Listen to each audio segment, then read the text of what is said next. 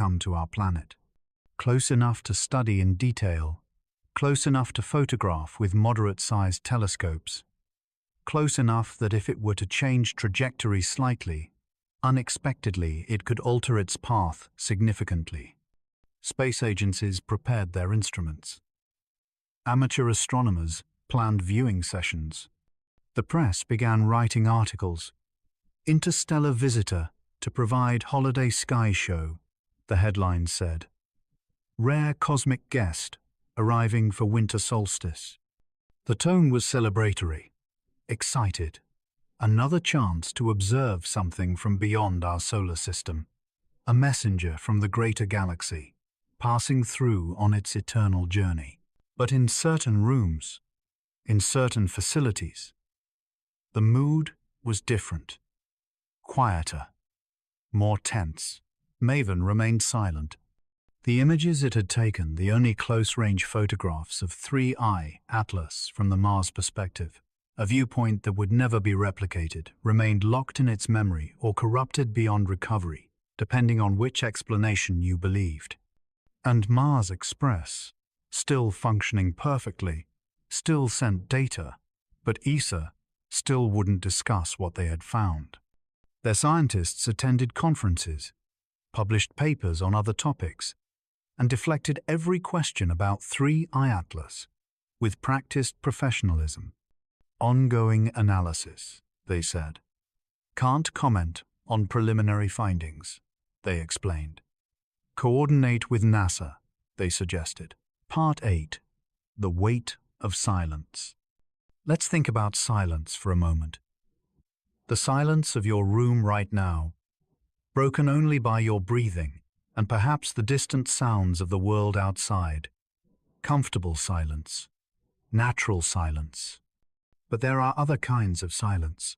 The silence of held breath, the silence before a storm, the silence of someone choosing not to speak when they have something important to say. That was the silence surrounding 3I Atlas as December approached. Academic papers were published, yes. Technical data was shared, certainly. But there was a quality to the discussion, a carefulness, a tendency to focus on orbital mechanics and photometric measurements while avoiding certain other questions. Questions like, why does it spin with Earth's period?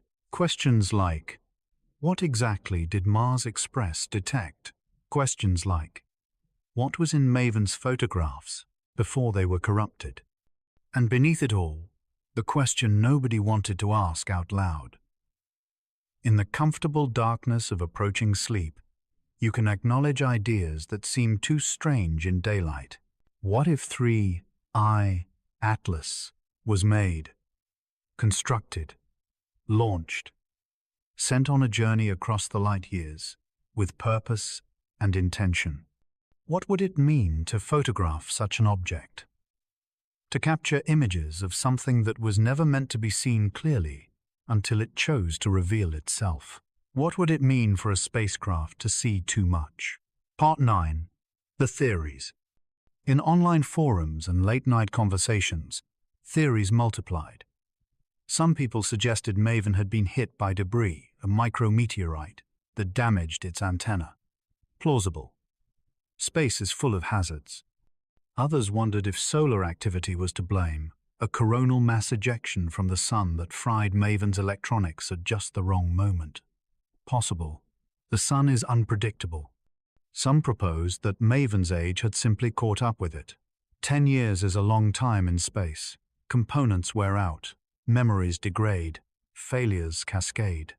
The timing with 3I Atlas was coincidental, unfortunate but meaningless. But there were other voices, quieter, more speculative. What if Maven saw something on the surface of 3I Atlas that wasn't supposed to be visible yet? Structure, geometry, evidence of artificiality.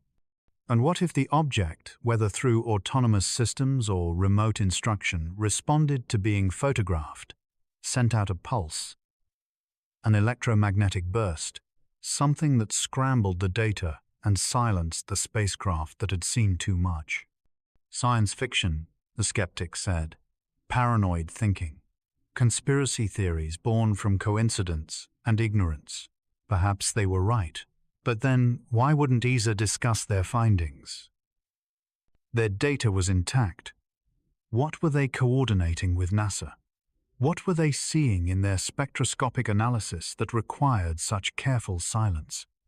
Let these questions swirl in your mind like leaves in autumn wind. Significant but distant. Interesting but not alarming. Part 10. December approaches. As you lie here now, your body heavy with approaching sleep, 3I Atlas continues its journey. Each day it grows closer. Each night it becomes slightly brighter in telescopes turned toward its position among the stars. December the 21st is approaching, the winter solstice, the longest night, the moment when Earth's northern hemisphere tilts furthest from the sun, when darkness claims its maximum territory, when ancient peoples built fires and told stories to hold back the cold and the unknown. On that night, 3I Atlas will pass at its closest, 1.2 million kilometers. Close enough to see with good amateur equipment. Close enough that every major observatory will be watching. Close enough that whatever it is, rock, ice, or something else, we will see it more clearly than any interstellar object ever observed.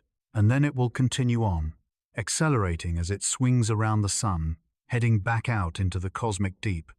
In a few months, it will pass beyond the orbit of Mars again, heading toward Jupiter and the outer solar system. In a few years, it will cross beyond Neptune and Pluto, into the Kuiper belt. Eventually, it will leave our sun's influence entirely and return to interstellar space, a visitor passing through, here briefly, then gone forever, unless it changes course, unless it does something that natural objects don't do, unless, on that longest night of the year, it reveals itself to be something other than what it appears. Part 11. The beauty of mystery. But here's the beautiful thing about uncertainty, about questions without answers. They remind us how much we don't know, how new we are to this cosmic story. Humans have been looking at the stars with telescopes for only about 400 years. We've been sending machines into space for less than 70 years. We've had a presence beyond Earth, satellites, space stations, lunar landings, for a single human lifetime. We are beginners. Infants. Our first tentative steps into a cosmos that has been evolving for 13.8 billion years. And in that context, what's the harm in wondering? What's the danger in asking questions?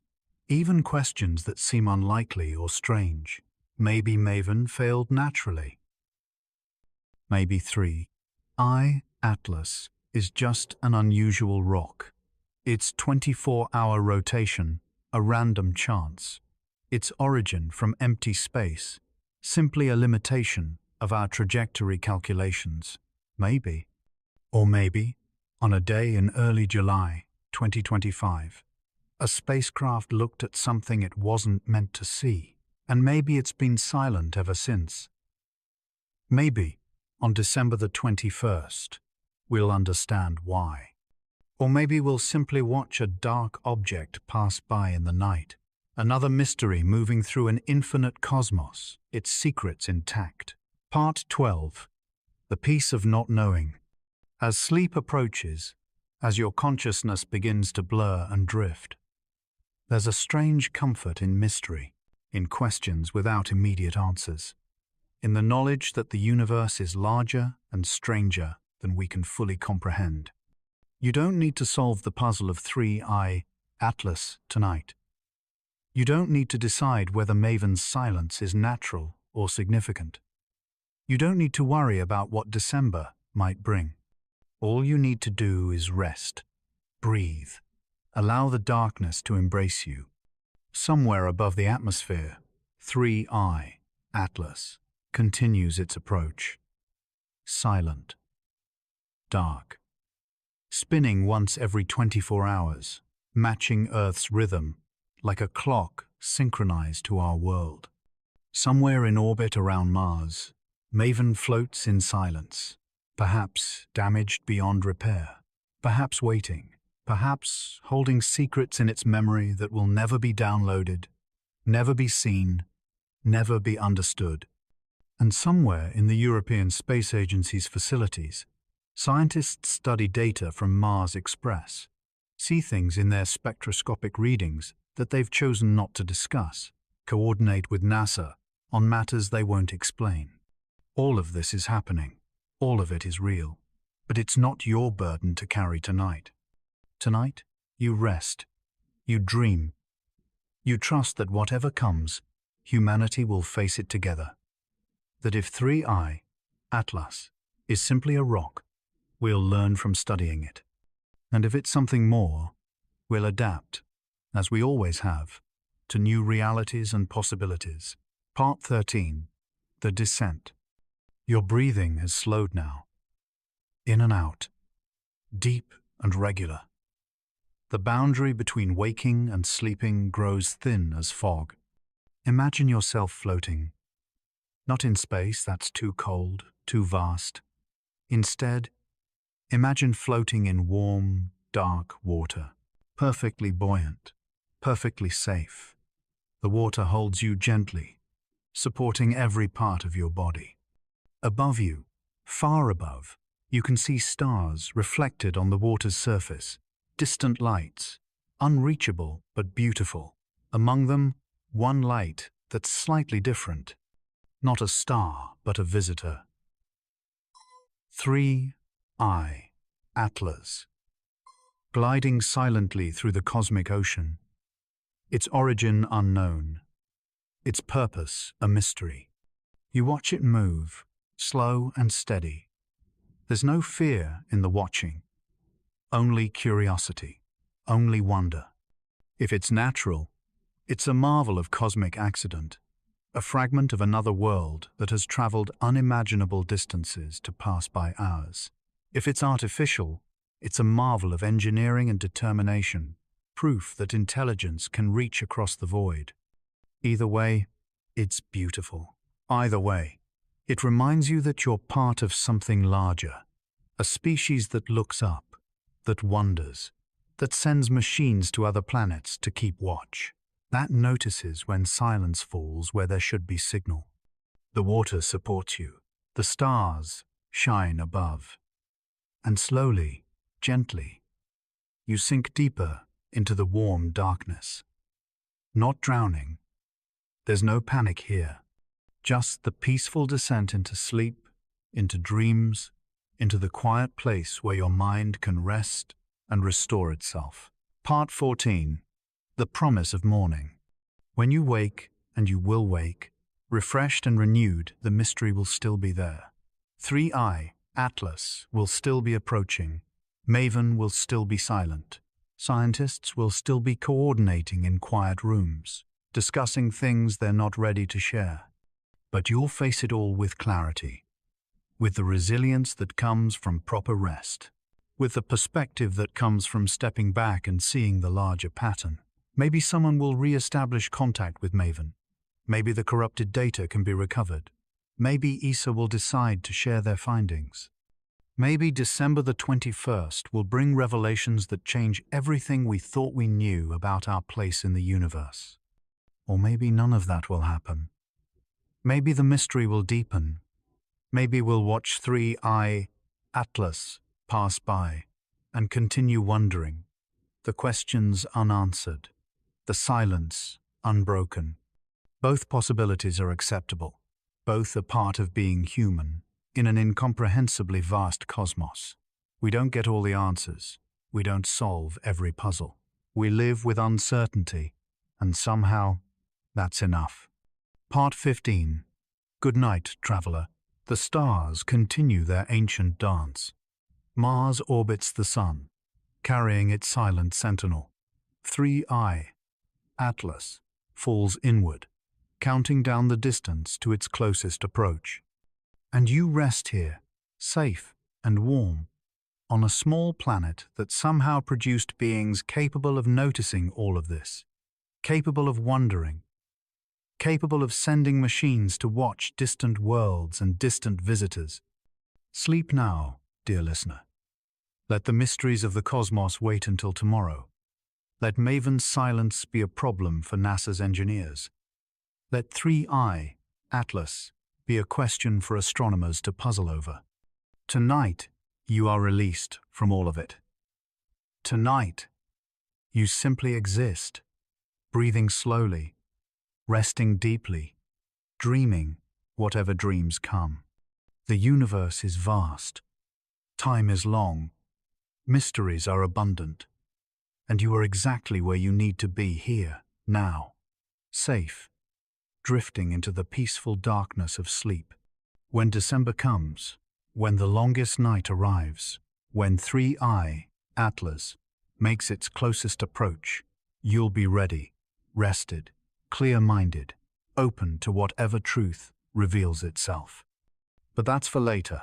For now, just sleep. Just breathe. Just let go. The visitor is coming. But not tonight. Tonight belongs to rest, to peace, to dreams. This has been Lunar Insomnia Zen. May your sleep be deep and your dreams be gentle. When you wake, the stars will still be there, waiting to share their secrets. Until then, good night. The universe is watching over you. Good night, traveler. Good night. Welcome to Inner Peace Portal. Tonight we move slowly. Sit with your breath. Let the friction of urgency ease away. In this space we do not demand answers. We gather questions and hold them like seeds. We will follow a quiet visitor from the deep between stars. 3I, Atlas. We will not chase hysteria or sensationalism. Instead, we will listen to facts, to small wonders, and to the inner echoes they stir within us. Breathe in, breathe out. Let the cosmos arrive gently. In the dark that lies between suns, there is a kind of silence older than memory. It is not empty, it is patient.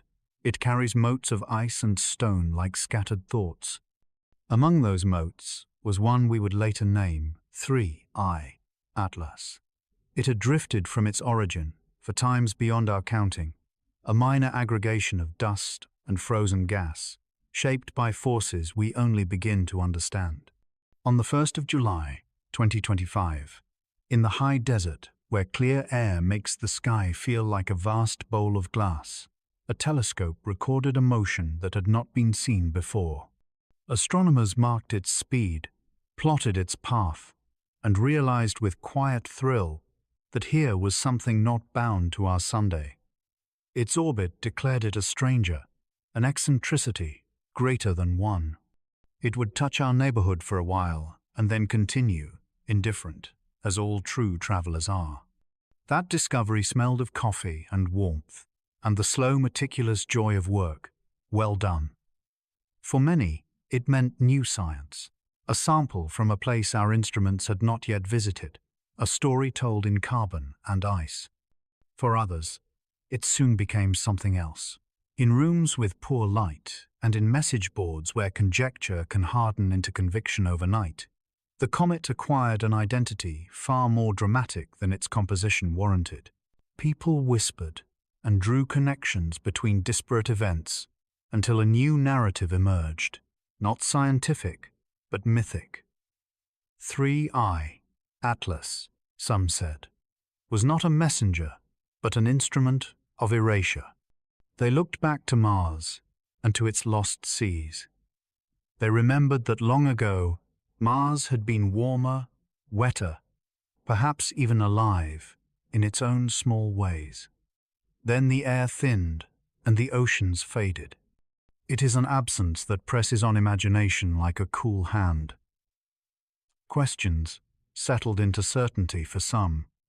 What if this interstellar visitor had the power to strip atmospheres?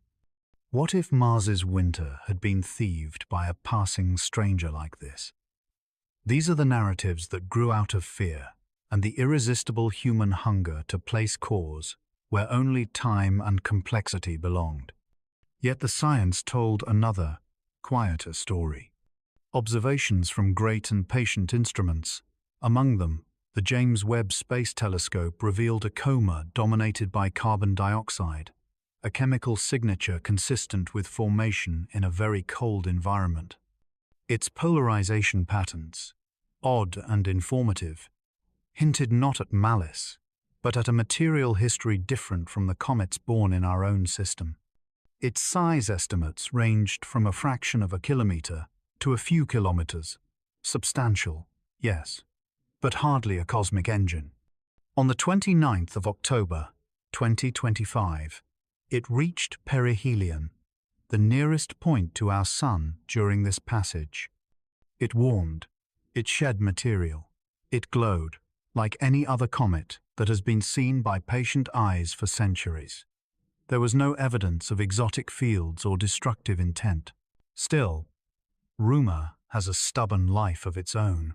When scientific language says, "Carefully, we do not yet fully understand," that phrase can be misread as we hide something, and once that mistrust grows, it is hard to calm. The comet drifted on, and online the stories multiplied.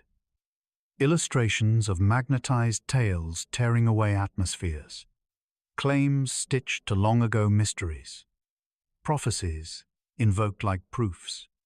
The modern mind is hydraulic with information and yet porous to fear. It will transmit the fanciful and hoard it like dry leaves for the next spark.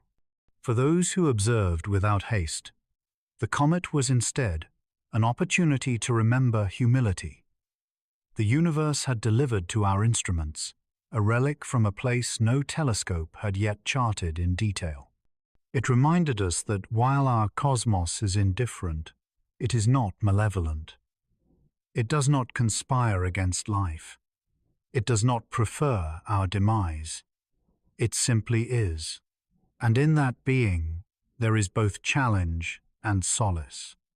In the small hours of a winter night, as Earth rotated under indifferent stars, there were different gatherings. Families that stared up and told old stories. Classrooms where teachers turned the comet into a lesson about scale. Lonely watchers who found an odd comfort in the idea of a visitor from elsewhere. Fear and wonder inhabited the same landscape, and sometimes one softened the other. Some folks who had started with anxiety found, through patient reading, that numbers and distances can be a salve. The comet would not approach closer than roughly 1.8 astronomical units on the 19th of December, 2025. Distances in the cosmos, enormous and abstract, can become intimate when we translate them into the quiet language of days and breath. And then there were the researchers who did the difficult work of turning photons into meaning. They compared spectroscopic lines, modeled outgassing, and tracked the subtle changes in coma brightness. Each new measurement was a small hymn to careful labor. When the data accumulated, the conclusion was consistent. 3I Atlas behaved as a natural comet, albeit one with distinctions born of its place of origin. There was no anomalous magnetism, no evidence of engineered structure, no traces that suggested an agent out to harm our world. But what of story? Human beings are pattern makers. Given the mysterious and the vast, we are likely to lay a story over it, a pattern of cause and intention that assigns agency and, with it, meaning. The Internet is fertile ground for such patterns to bloom. There, threads form into claims, and claims into collective certainty, and the certainty feeds back into our imagination until it becomes a piece of the cultural landscape. This is not merely a failure of reason, it is part of what makes us human. Stories are not only instruments of error, they are also vessels of identity. They allow us to say we, to mobilize empathy and imagination, to teach moral cautions in the language of events that could be felt intimately. In the case of 3i, Atlas, the mythic version, the planet stripper, the harbinger told something. It told about the vulnerability we feel in the face of cosmic scales. It told about our desire to be seen by the universe itself, and to have our dramas mirrored back by its events. Yet for those committed to clarity, the comet was an invitation to practice a different art, the art of attentive disbelief. Not disbelief as cynicism, but as careful inquiry. It is the discipline to hold a claim up to light and test its seams. It asks for exactness in dates and numbers, and a taste for context. How far does a magnetic field extend? What mass would be necessary to exert a global atmospheric influence? What data would one expect if an atmosphere were being actively stripped by an external agent? Answers to such questions are not instantaneous. They require instruments and time, and the rigorous humility of those who accept provisional knowledge. In the meantime, the public needs narratives that do not inflame, but inform. Stories that can hold the heart and the mind simultaneously.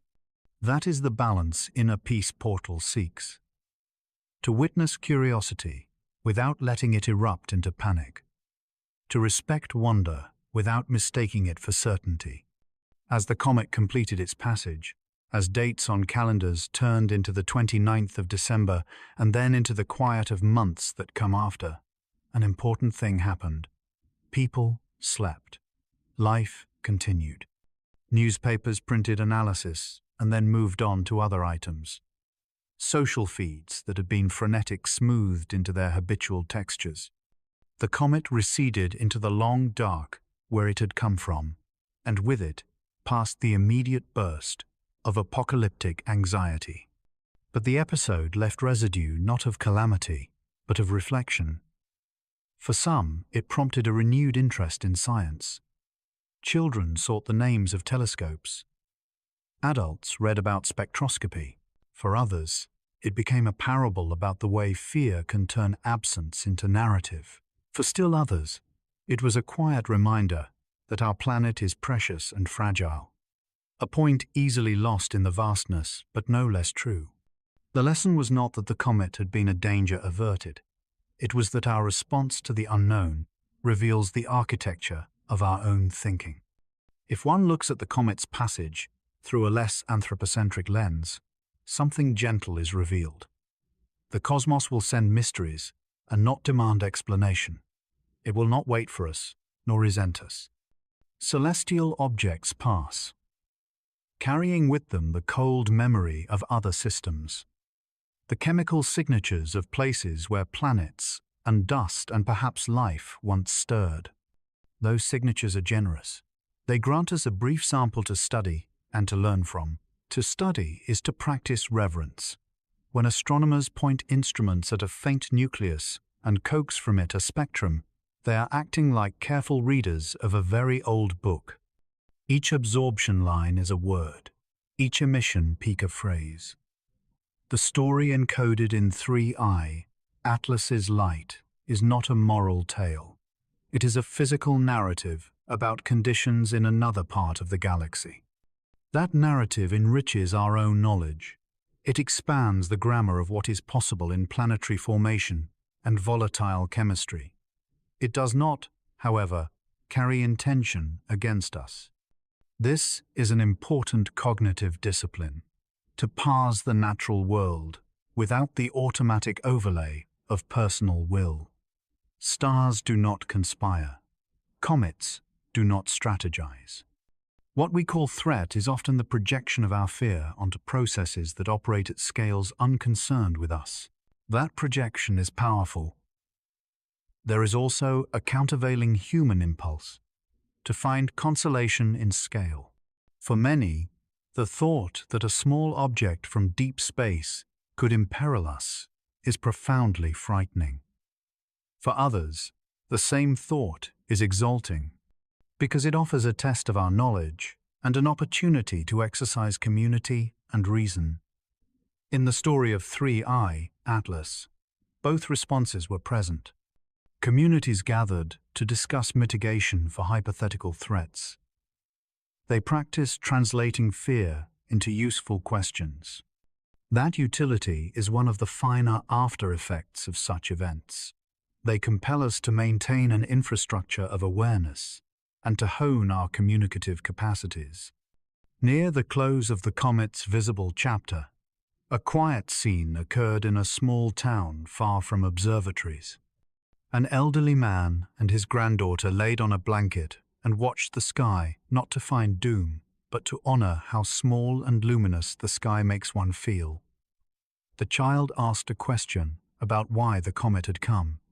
He answered, with a softness born of a life learned to keep perspective. It did not come for us. It came as comets do. But we saw it, and that made us more curious. And curious is how we learn to be kinder to what we know.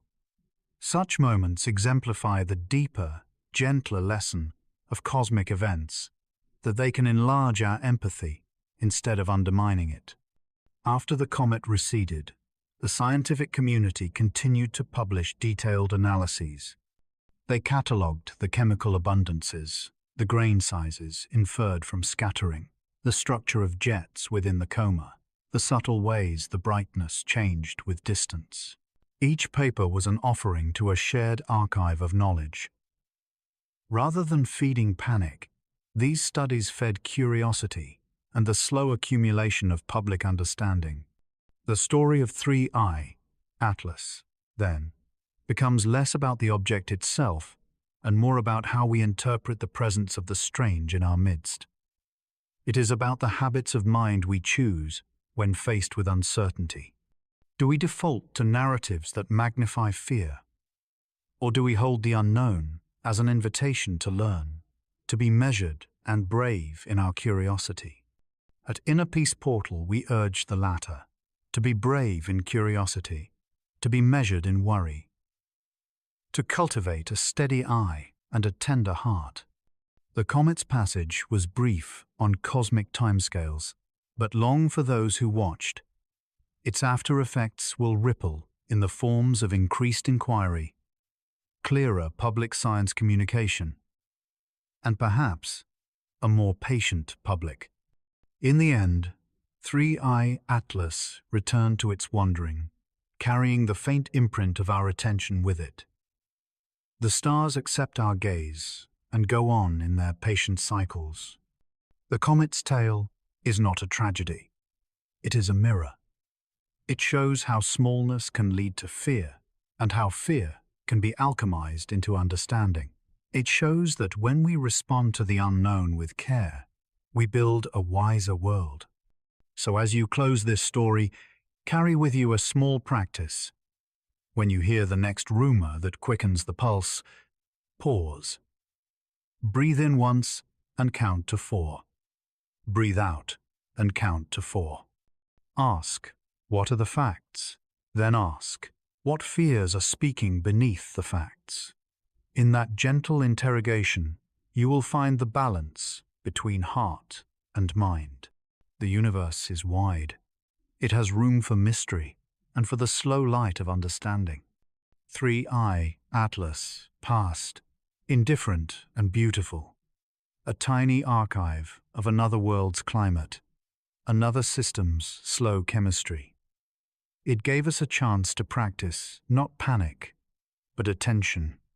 We end with a simple thought in the soft register of night, that the cosmos includes us and also exceeds us, holding both danger and wonder in its weave. Our task is not to conquer it with fear, but to learn from it with humility. May this quiet encounter leave you steadier. May your curiosity deepen. May you find in the night sky not a harbinger, but a companion in small, luminous things. Breathe slowly. Breathe thoroughly. You are part of this vast story, and that is, in itself, a comfort. Hello, celestial dreamers, and welcome once again to Bedtime Universe. Tonight, we journey not to a distant nebula or a forgotten star, but to a moment in our very recent past. A moment suspended between profound discovery and profound silence. It is a story of a traveler from an unknown shore, an object that journeyed for eons through the interstellar dark, only to arrive at our doorstep at the most peculiar of times. This is a tale of a government that went dark, a space agency that fell silent, and an alien comet that kept its secrets as the world watched and waited in a state of suspended animation. So, find a comfortable position, let the noise of your day recede like a distant tide, and allow your mind to drift. Tonight, we explore the enigma of 3I divided by Atlas, and the unnerving coincidence that turned a scientific marvel into a modern mystery. Our story begins on a date now etched into the memory of a select few astronomers and space enthusiasts. October 1st, 2025. It began not with a bang, but with a quiet, administrative whimper. Across the United States, a budget impasse in Washington, D.C., triggered a full government shutdown. For most federal agencies, this meant furlough notices, locked doors, and a frustrating pause on public services. But for the National Aeronautics and Space Administration, NASA, it meant something more profound. It meant switching off the lights on humanity's window to the universe. At the Jet Propulsion Laboratory in Pasadena, California, Dr. Elias Vance watched as the sprawling campus emptied out. He was a mission planner, a man whose life was dictated by orbital mechanics and celestial timetables. His normally vibrant control room, a cathedral of data streams and cosmic chatter, was now hushed, populated only by a skeleton crew designated as essential personnel. Their job was not discovery, but preservation. To protect life and property, to keep the multi-billion-dollar spacecraft scattered across the solar system from falling silent forever. The International Space Station would continue to orbit, its crew safe. The Mars Reconnaissance Orbiter would keep flying, but the flow of information, the very lifeblood of science and public engagement, was being severed at the source. The main NASA.gov website was replaced with a stark closure notice. The endless stream of breathtaking images on social media ceased. NASA TV went off the air. A procedural silence, mandated by the arcane articles of the Anti-Deficiency Act, had descended. Under normal circumstances, this would have been a source of immense professional frustration. But these were not normal circumstances. For on this exact day, at this precise moment in the grand cosmic ballet, an object of immense scientific importance was gliding into the most opportune observation window humanity had ever been granted. Its name was 3I divided by Atlas. The 3I designated it as the third confirmed interstellar object ever detected. The first, 1I Oumuamua in 2017, had been a bizarre, cigar-shaped enigma that left scientists debating its nature for years. The second, 2I divided by Borisov in 2019, had been more comfortingly familiar, behaving much like a typical comet from our own Oort cloud. 3I divided by Atlas, discovered just 3 months prior on July 1st, 2025, was the next chapter, a new data point in a field of study so young it barely had a textbook.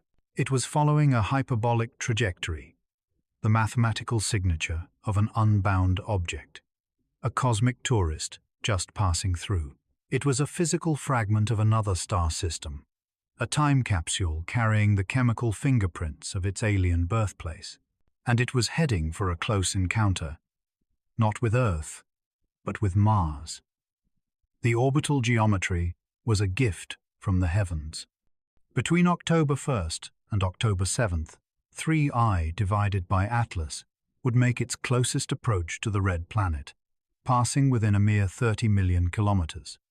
From Earth, the comet was difficult to see during this period, positioned at a low solar elongation, meaning it was lost in the sun's glare.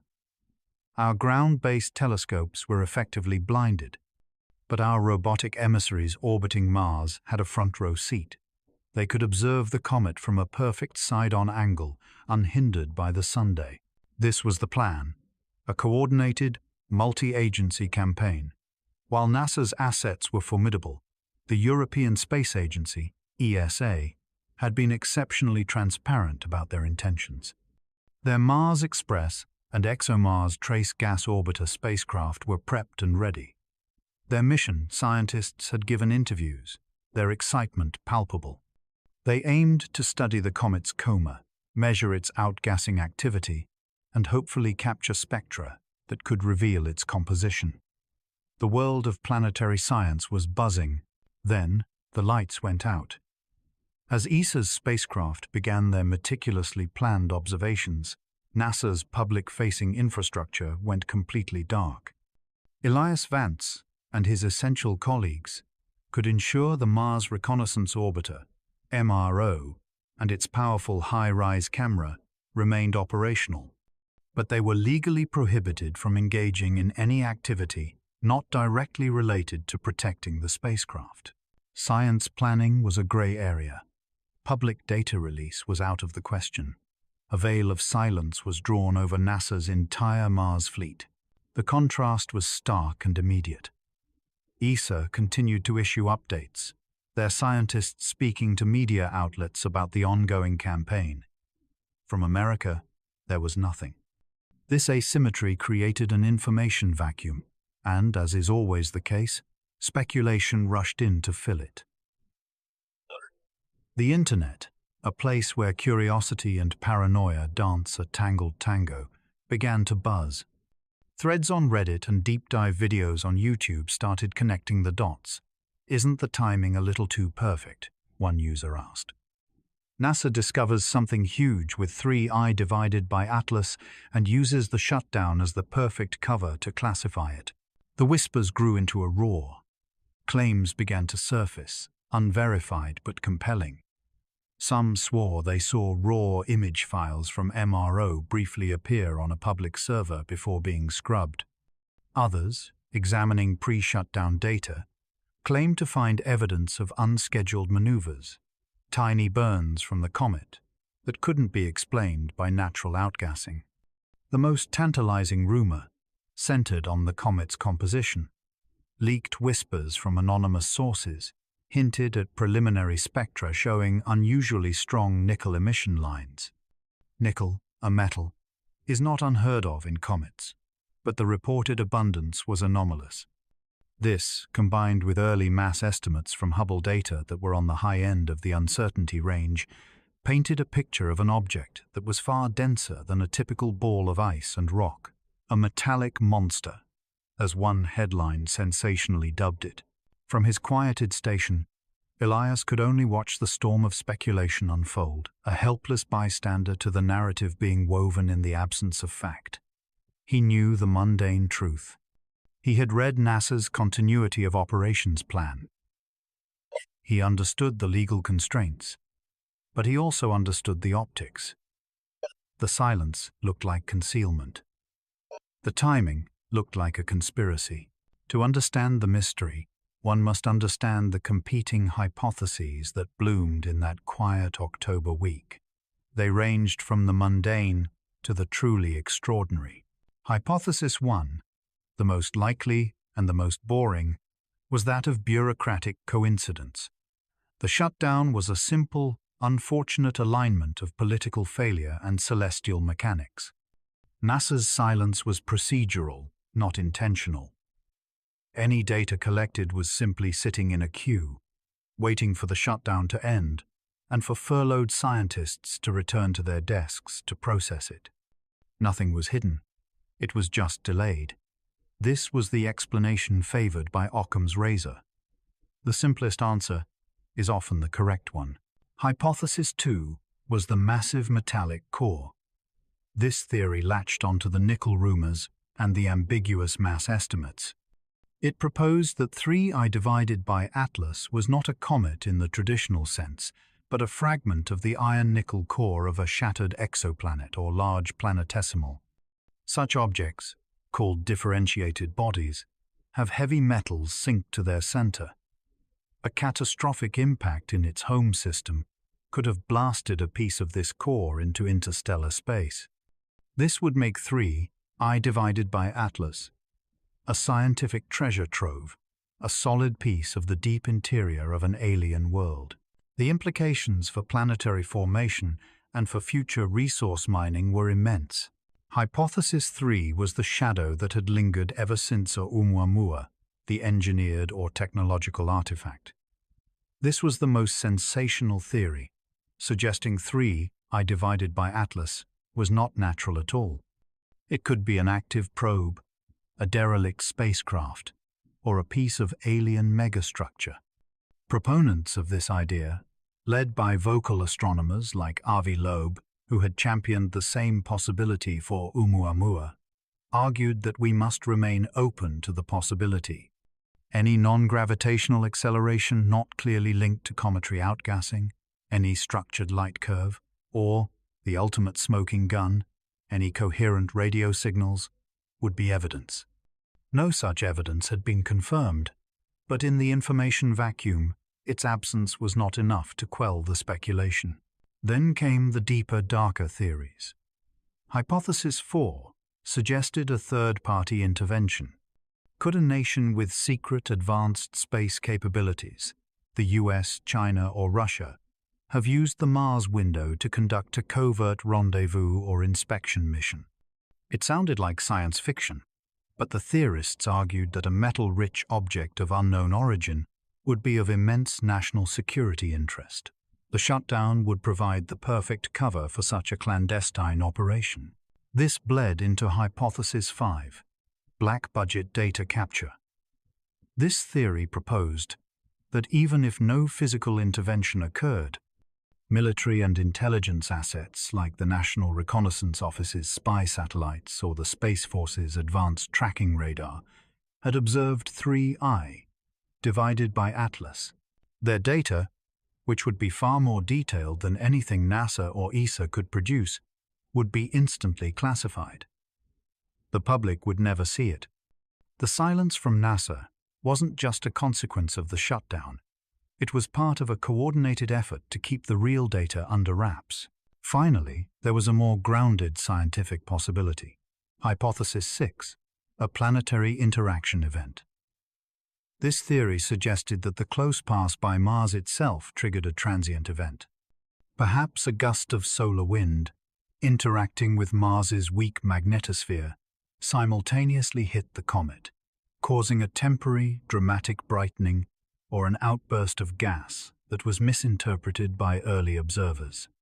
This would be a fascinating scientific discovery, an observable interaction between a comet and a planetary environment, but entirely natural. For weeks, these 6 narratives battled for dominance in the public sphere.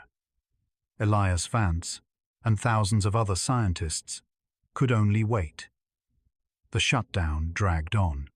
The comet passed its perihelion, its closest approach to the Sun, in late October, and then swung behind it, entering a period of solar conjunction where it was completely invisible from Earth. The dead zone of the Mars window was followed by a natural blackout. Finally, in mid-November, the political stalemate broke. Funding was restored. NASA's websites flickered back to life. Furloughed employees returned, blinking in the sudden light, to face a mountain of backlogged work. For Elias, the real work could now begin. It was a process he called data rescue. He and his team began the painstaking task of retrieving, processing, and calibrating the data collected by MRO and other assets during the shutdown. Simultaneously, they began to coordinate with their counterparts at ESA, who were already well into their own analysis. The first pieces of the puzzle began to click into place. ESA's data from Mars Express was clean and comprehensive. It showed a clearly active comet with a coma and tail. The spectroscopy did confirm the presence of nickel, but at levels that, while high, were not entirely outside the realm of possibility for a comet formed in a metal-rich protoplanetary disk. There were no sudden, inexplicable maneuvers. The light curve was consistent with an irregularly shaped, tumbling nucleus, not a controlled, structured object. Then came NASA's data. After weeks of processing, the first images from MRO were released. They were not the crystal-clear, revelatory pictures the conspiracy theorists had hoped for. As predicted by the laws of optics, at a distance of 30 million kilometers, 3I divided by Atlas was little more than a fuzzy, overexposed blob at the center of a star field. The valuable data was in the photometry, the precise measurement of its brightness, not in its shape. And that data, when cross-referenced with ESA's, matched perfectly. Both agencies had seen the same thing: a comet, behaving like a comet. The final piece of the puzzle arrived in late November and December. As 3I divided by Atlas emerged from behind the Sun, a global network of ground-based observatories, from professionals in Chile to amateurs in their backyards, locked onto it. Its trajectory was plotted with exquisite precision. The orbit fit the model of a hyperbolic path, influenced by a slight but entirely normal, non-gravitational force, consistent with outgassing of volatile ices like water and carbon monoxide. There was no evidence of a high-density, metallic core deflecting its path. Radio telescopes, including a concerted campaign by the SETI Institute, scanned it relentlessly. They found only the quiet hiss of the cosmos. The grand mystery of 3I divided by Atlas resolved itself not with a shocking revelation, but with the steady, quiet accumulation of collaborative, verifiable data.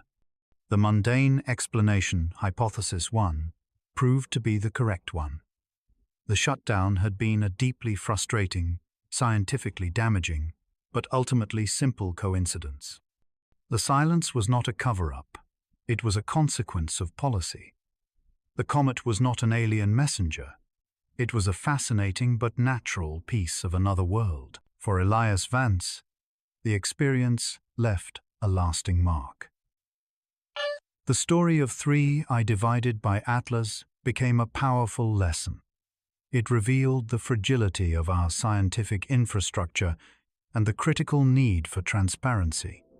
In an age of rampant misinformation, silence from trusted institutions is no longer a neutral act. It is an invitation for the darkest, most compelling fictions to take root. The incident spurred a quiet but significant policy review within NASA about how to maintain a minimal, essential line of public communication during future shutdowns. 3I divided by Atlas continued its journey, fading back into the interstellar darkness from which it came. Its brief, chaotic visit to our solar system complete.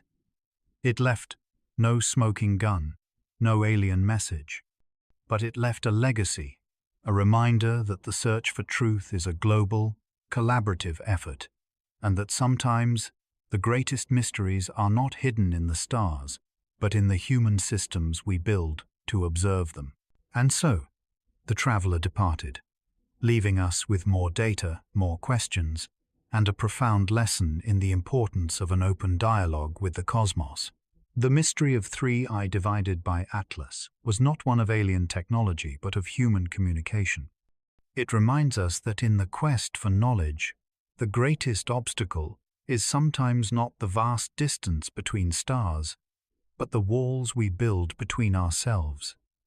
A humbling thought to carry with you into your dreams. Thank you for joining us on this journey through the quiet corridors of space and policy. We hope this story has given you something to ponder as you drift off to sleep. Until our next celestial story, from all of us here at Bedtime Universe, keep your eyes on the stars and your minds open to wonder. Sleep well, and may your dreams be as vast as the universe itself. Welcome to Lunar Insomnia Zen, where the mysteries of the cosmos meet the comfort of twilight. Tonight, we drift through the vast darkness of space, guided by starlight and wonder. Let your breathing slow, your mind expand, and allow yourself to float weightlessly as we explore a story written in the language of the universe itself. Close your eyes, settle into your blankets, and let the infinite sky cradle you as we journey together into the depths of space and time. Part 1. The Discovery. In the summer of 2025, as the Earth spun quietly through its familiar orbit, a team of astronomers working at the Atlas Survey Facility made an observation that would change everything. It was the first day of July. Let's call it July the 1st. Year 2025, and their automated telescopes, as they did every clear night, were scanning the heavens for anything unusual. Comets, asteroids, the transient flashes of distant supernovae. But what they found that night was different. Moving through the constellation of Ursa Major, cutting across the familiar patterns of stars that humanity had watched for millennia, was something that didn't belong. An object. Small, perhaps only a few hundred meters across, but moving fast, incredibly fast, and most importantly, moving in completely the wrong direction. They named it 3I, Atlas. The 3I meant it was only the third interstellar object ever confirmed by humanity. The first had been Oumuamua, that strange cigar-shaped visitor that had baffled scientists back in 2017. The second was Borisov, a more conventional interstellar comet discovered in 2019. And now this, the third messenger from beyond. Imagine floating in the absolute silence of space, watching this object as it moves. No sound, no air, just the cold, perfect darkness punctuated by distant stars. The object itself is dark too, barely reflecting any sunlight, tumbling slowly as it travels. Where did it come from? What distant star system ejected it millions of years ago? Was it born in the chaos of planetary formation, flung outward by the gravity of a giant planet? Or perhaps something else launched it, something with intention? The astronomers calculated its trajectory. It had come from outside our solar system, passing through the plane of the planets, at an angle, moving at tens of thousands of miles per hour relative to the Sunday. It would swing through our neighborhood briefly, a cosmic stranger passing through, and then continue onward into the infinite dark, perhaps never encountering another star system for millions of years. Let your breathing match the rhythm of its journey. They published their findings. Observatories around the world turned their instruments toward this tiny speck. Scientists began modeling its orbit, trying to trace it backward through the galaxy to find its home. Was it from Vega? From the Pleiades? From some unnamed red dwarf in the vast wilderness between the spiral arms? But before the world could fully absorb this discovery, something else happened. Something impossible. Part 2. The Flash.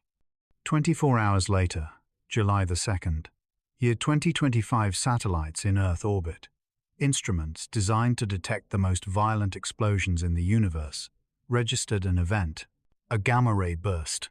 Gamma-ray bursts are the brightest electromagnetic events known to occur in the universe. They typically come from the deaths of massive stars, collapsing into black holes billions of light-years away, or from the collision of neutron stars, creating ripples in space-time itself. They release more energy in a few seconds than our sun will produce in its entire 10 billion-year lifetime. They are always distant, always ancient light, traveling for eons across the cosmos before reaching our instruments.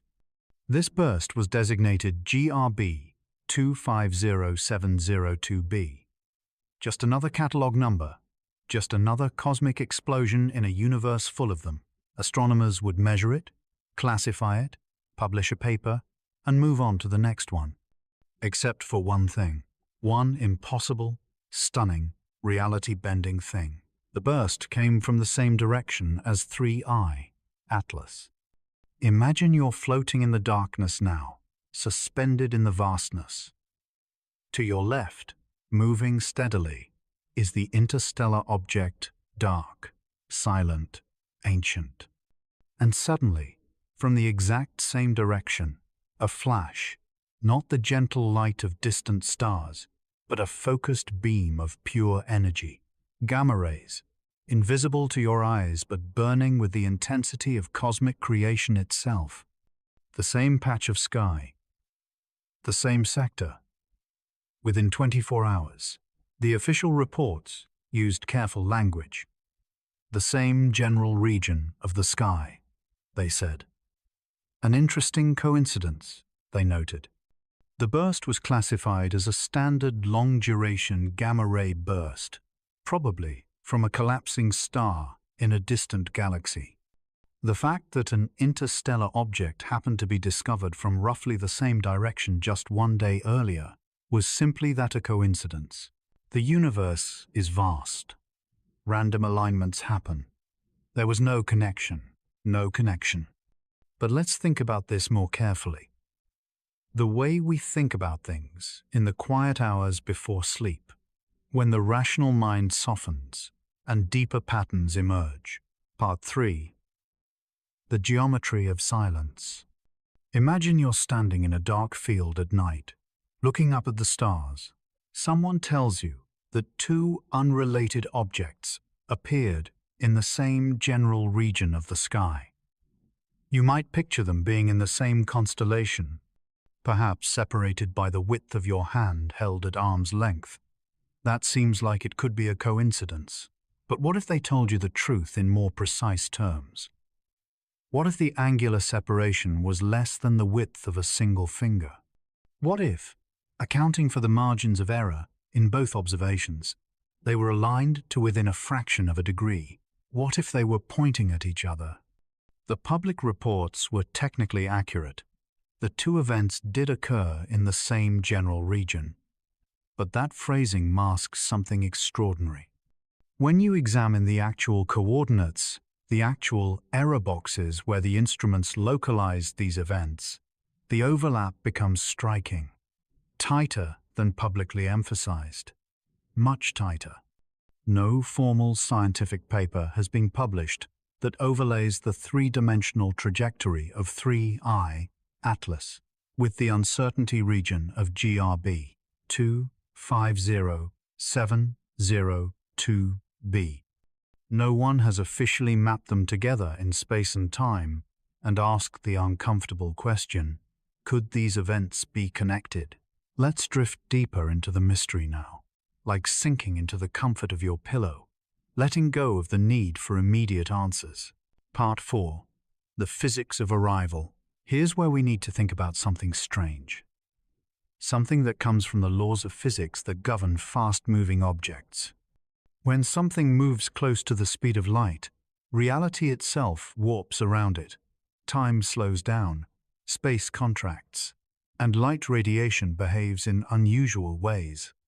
It gets compressed ahead of the moving object, focused like a searchlight pointing in the direction of travel. Think about a bullet fired from a gun. The gunpowder explodes, and that explosion produces light, a muzzle flash. But here's the key. If you're standing in front of the gun, you see the flash at almost exactly the same moment the bullet arrives. The light and the projectile travel at nearly the same speed over short distances. You don't see the flash first and then wait for the bullet. They arrive together. Now imagine something moving at 99% of the speed of light, or faster, if such a thing were possible through some manipulation of space-time we don't yet understand. At those speeds, the radiation produced by the object, whether from friction with interstellar medium, or from a deceleration mechanism, or from any process at all, arrives just slightly before the object itself. If you were watching such an object approach, you wouldn't see it coming, not until the very last moment, because the light carrying the information about its approach is only barely outrunning the object. First, you'd see a flash, a burst of radiation from dead ahead. Then, perhaps within hours or days, the object itself would arrive. Let yourself feel the immensity of that idea. An object approaching from the deep cosmos, fast enough that we have almost no warning. The flash we interpret as a distant explosion might actually be a braking maneuver. a deceleration, a slowing down from relativistic speeds that produces a tremendous release of energy, energy that streams ahead of the object as it enters our local space. Part 5. The nature of coincidence. In the comfortable darkness of your room right now, safe and warm, consider what coincidence really means. If you flip a coin and it lands on heads, that's not surprising. Even if you flip it and get heads 5 times in a row, it's unlikely but not shocking. But what if the coin landed on its edge? What if it landed on heads every time you flipped it, 100 times in a row? What if it landed on heads, and at that exact moment, a meteor struck your house? At some point, we stop calling things coincidence and start looking for connections. Here are the elements of our story. First, we have an interstellar object, only the third ever discovered, a rare event in itself. These objects are so uncommon that each discovery makes international news. Second, we have a gamma-ray burst, which happens somewhere in the observable universe, maybe once per day. But from any particular direction in the sky, they're incredibly rare. Third, these two events occurred within 24 hours of each other. Fourth, they came from the same narrow region of space, aligned to within the measurement uncertainties. Fifth, the gamma-ray burst had unusual characteristics. Its duration was odd. Its afterglow pattern was structured and anomalous, not matching the standard profiles of stellar collapse or neutron-star merger. Sixth, the distance to the gamma-ray burst remains uncertain. Typically, these bursts are so far away that measuring their distance involves detecting a galaxy at the same location and measuring its redshift, how much the expansion of the universe has stretched its light. But GRB 250702b's afterglow was ambiguous. The redshift measurements were unclear. Some analyses suggested it might be much closer than a typical GRB. Perhaps local. Perhaps even within our own galaxy's neighborhood. Let each of these facts settle into your mind like stones dropped into still water, ripples spreading outward. If the burst was distant, billions of light years away, then yes, it's a remarkable coincidence. But coincidences happen in a universe with billions of galaxies. But if the burst was close, then the geometric alignment matters enormously. Then we're not talking about two unrelated events that happen to appear in the same direction across the vast emptiness of intergalactic space. We're talking about two events that occurred in the same local volume of space at the same time. We're talking about causality. Part 6. The silence of authority. As you sink deeper toward sleep, consider how knowledge spreads through our world. Scientists make observations. They analyze data. They write papers. The papers undergo peer review. Eventually, a consensus forms, and that consensus becomes the official story. The truth we teach in schools. The narrative we accept. But what happens when the data is ambiguous? When the official classification relies on assumptions that might not be fully tested? When careful language like the same general region, technically accurate but emotionally misleading? The scientists who classified GRB 250702b as a conventional distant burst were not lying. They followed standard procedures. They made reasonable assumptions based on typical GRB characteristics. And faced with an anomalous data, they chose the most conventional interpretation. Because the alternative, the possibility that this burst was connected to the interstellar object, that it represented something other than a natural stellar explosion, was too extraordinary to propose without overwhelming evidence. And perhaps they were right to be cautious. Extraordinary claims require extraordinary evidence, as the saying goes. But here, in the darkness, in the liminal space between waking and sleep, we can ask questions that don't fit into academic papers. We can wonder about the things that official reports set aside. What if 3I, Atlas, wasn't just a rock? What if it was something else? A probe, a ship, something launched by intelligence from another star system, traveling for hundreds of thousands of years across the frozen void, carrying what? Information? Life? A message? And what if that flash, that gamma-ray burst, was the signature of its arrival? The cosmic equivalent of air brakes. The friction of space-time itself as something slowed from nearly light speed down to velocities where it could be observed, studied, understood. What if, on July the 1st, year 2025, humanity detected an interstellar visitor, not because we were good at astronomy, but because it wanted to be found? Part 7. The Implications of Contact. Let yourself drift now, floating in the space between thoughts. Imagine what it would mean if this story were true. For all of human history, we've wondered if we're alone. We've built radio telescopes to listen for signals. We've sent probes to the edges of our solar system carrying messages in case anyone finds them. We've searched for biosignatures in the atmospheres of distant planets. We've dreamed of meeting someone else out there in the cosmic dark. And perhaps, on a quiet day in summer, 2025, it happened.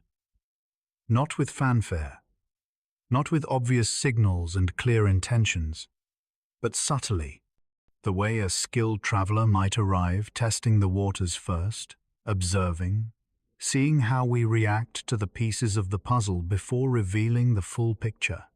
The flash came first, captured by automated satellites, logged in databases, classified as something natural and distant. A bureaucratic process, a routine event. Then the object itself appeared, moving through our neighborhood at speeds that suggested it came from very far away. Discovered by automated surveys, classified as a natural interstellar rock, another routine event. Only when you put them together, when you see the timing and the geometry and the physics, does the pattern emerge. Like a figure hidden in static, it's there once you know how to look. But here's the beautiful, terrifying, wondrous thing. We might never know for sure. The object has already passed through our solar system by now, continuing its journey into the dark. The flash lasted only seconds. The data is archived but not definitive. Scientists have moved on to other discoveries. The world keeps turning. And maybe that's okay. Maybe the universe operates on timescales longer than our attention spans. Maybe first contact isn't a moment, but a process, one that unfolds slowly, carefully, allowing us time to adjust to the implications. Or maybe it really was just a coincidence. Two unrelated events that our pattern-seeking minds connected because we want so desperately to find meaning in the cosmos. Both possibilities are profound. Part 8. The Peace of Uncertainty. As you lie here now, on the edge of sleep, your consciousness beginning to blur and drift, consider this. You are made of atoms forged in the hearts of stars that exploded billions of years ago. The calcium in your bones, the iron in your blood, the oxygen you breathe, all of it created in nuclear furnaces and scattered across space by supernovae. You are, quite literally, stardust. An arrangement of cosmic matter that has organized itself in such a way that the universe can look back at itself and wonder. On July the 1st, year 2025, something moved through our neighborhood, something from beyond. Whether it was a simple rock or something more, it carried with it the same message. The universe is vast, ancient, and full of mysteries. We float on a small world in an unremarkable solar system on the outer edge of a spiral galaxy containing 400 billion stars. Our galaxy is one of trillions in the observable universe. Time extends billions of years behind us, and perhaps infinitely ahead. In that context, what does it matter if we fully understand every gamma-ray burst? What does it matter if we can prove beyond doubt whether an interstellar object was natural or artificial. What matters is that we're here to wonder about it, that we're curious, that we look up at the night sky and feel connected to something larger than ourselves. The official story says GRB 250702b was a distant stellar explosion, unconnected to 3I, Atlas, a coincidence of timing and direction. The alternative story says we witnessed something unprecedented, the arrival of an interstellar visitor, announced by the cosmic equivalent of thunder, visible for those who know how to interpret the signs. Both stories are beautiful. Both invite us to dream. Part 9. Descent into sleep. Your breathing has slowed now. The boundary between waking and dreaming grows thin. The darkness of your room merges with the darkness of space. Imagine yourself floating among the stars, weightless and serene. You can see the Milky Way stretching across the sky, a river of light made from hundreds of billions of suns. You can see galaxies beyond smudges of pale luminescence, each containing its own hundreds of billions of stars, its own planets, its own mysteries. Somewhere out there, 3I, Atlas, continues its journey. It passed through our solar system like a ship passing in the night, here and then gone, visible for only a brief moment before continuing into the eternal darkness. Maybe it was just a rock, a fragment of a shattered planet, wandering the galaxy for millions of years, briefly catching the light of our sun before moving on. Maybe it was something more, a message, a test, a probe sent by intelligences who wanted to see if we were ready to notice. Either way, it reminds us that we are part of something incomprehensibly vast, that the universe is active and dynamic and full of events that dwarf our concerns, that mysteries remain. The gamma ray burst, whether near or far, whether connected or coincidental, released more energy in a few seconds than our civilization has used in all of human history. That power exists out there, woven into the fabric of reality, available to any intelligence that learns to harness it. We are young. Our species has been looking at the stars with scientific instruments for only a few centuries. We've been sending messages into space for less than a single human lifetime. We've detected only 3 interstellar objects ever. We're beginners, infants, learning to take our first steps in a cosmos that has been conducting its business for 13.8 billion years. And that's okay. That's beautiful. Part 10. The comfort of infinity. Let the story dissolve now, like morning mist under sunlight. Let the specifics fade, the dates, the designations, the technical details. What remains is simpler and more profound. The universe is speaking to us all the time, in the light of distant stars, in the patterns of cosmic background radiation left over from the Big Bang, in the dance of planets and the slow evolution of galaxies, in the rare passage of objects from beyond our solar system. We are learning to listen, slowly, imperfectly, but we're learning. Tonight, as you drift into sleep, you join that ancient conversation. Your consciousness quiets. Your awareness expands. The boundaries between self and universe become permeable. You are the cosmos, experiencing itself. You are stardust contemplating stars. You are an improbable arrangement of atoms that has somehow achieved the ability to wonder, to question, to dream. Whether 3I, Atlas, was artificial or natural doesn't change the fact that it came from somewhere else, from another sun, from depths of space so vast that light from its origin point might have been traveling since before the Earth formed. It touched our world briefly and moved on, like a piece of cosmic driftwood floating on an infinite ocean, and we noticed. That alone is extraordinary. Epilogue. Until the next visitor. The stars continue their slow dance. Galaxies spiral, Supernovae explode and seed space with heavy elements. Planets form and cool, and sometimes give birth to life. And perhaps, just perhaps, intelligences arise, build civilizations, reach for the stars, and send messages out into the dark. Maybe we'll detect another interstellar object next year. Maybe we won't see another one for decades. Maybe the next one will be even stranger than 3I, Atlas, challenging our understanding in new ways.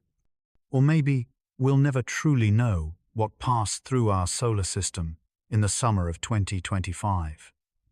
Maybe the data will remain ambiguous, the debate unsettled, the mystery intact, and that's a kind of gift. Because in a universe that's increasingly mapped and measured and explained, it's the mysteries that remind us how much we still have to discover, how much wonder remains. Rest now, dear listener. Let your mind release its grip on questions. Let your body sink into the comfort of your bed.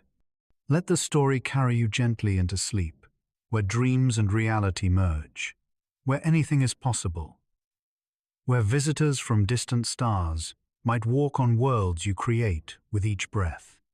The universe is vast. Time is long. Mystery is abundant, and you are here to experience it all. Sleep well. Dream deeply. The stars are watching over you. Welcome back to Inner Peace Portal. Tonight we gather slowly around a story that sits at the intersection of awe and unease. Breathe in, breathe out. Let the edges of urgency soften. In this space, we are not here to amplify fear, nor to dismiss curiosity.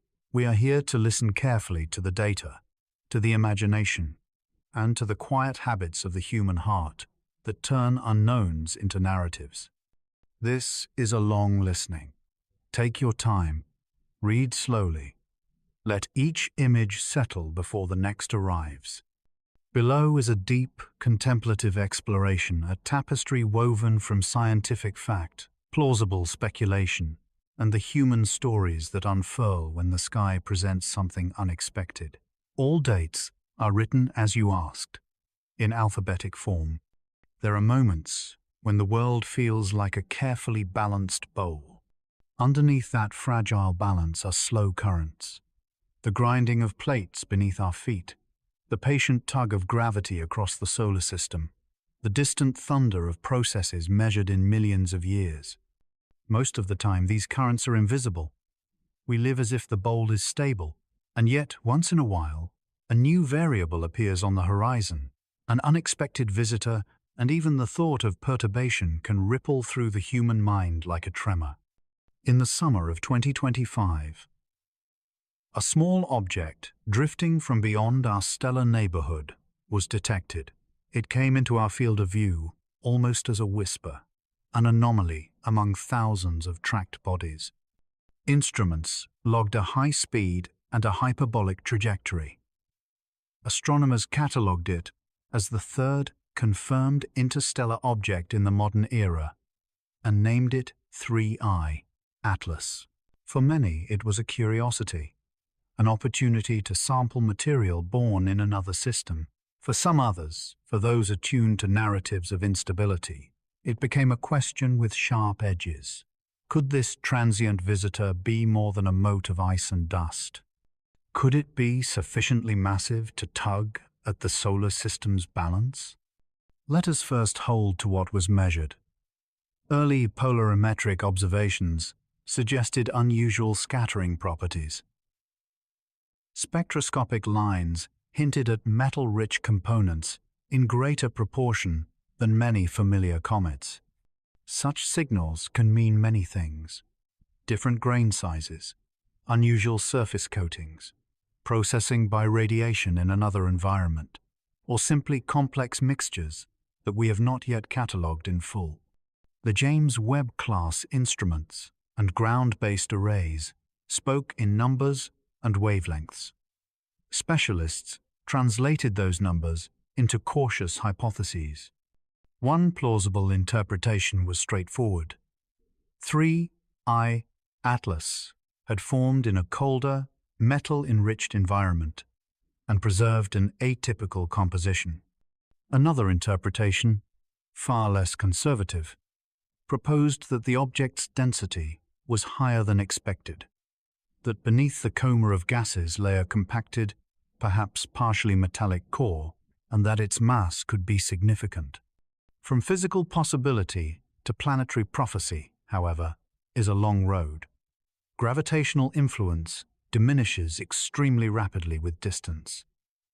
Unless an object is both massive and surprisingly close, the tidal and orbital perturbations it can inflict on planets are typically negligible compared to the existing gravitational architecture imposed by the Sun and the well-known giants, Jupiter, Saturn, Neptune. Yet dreams are stubborn. A speculative video began to travel across social feeds. Is 3I, Atlas destabilizing the solar system? The piece artfully connected three parallel anomalies that had occurred around the period of perihelion. A large earthquake alarm in Japan, a cascade of server failures that rippled through the internet, and an unexpectedly strong solar flare. The rhetorical hook was intoxicating. What if these disparate events were not random, but a chain reaction set in motion by a passing interstellar mass? It is useful, before we step further into story, to separate three things: fact, plausible inference, and imaginative linkage. This is the discipline of a steady mind. Facts are the anchor. Inference is the bridge built from reason. Imaginative linkage is the human habit of stitching narrative across gaps.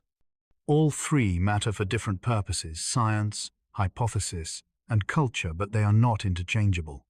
Fact: 3I, Atlas, was detected. Its motion is hyperbolic.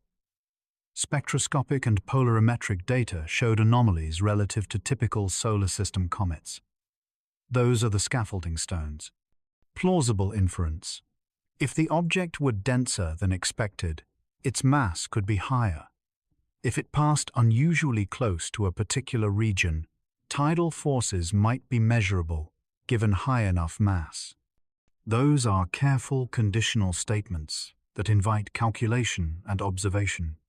Imaginative linkage: earthquake alarms, server outages, solar flares. These make a compelling narrative when placed beside one another. The human mind loves narrative symmetry.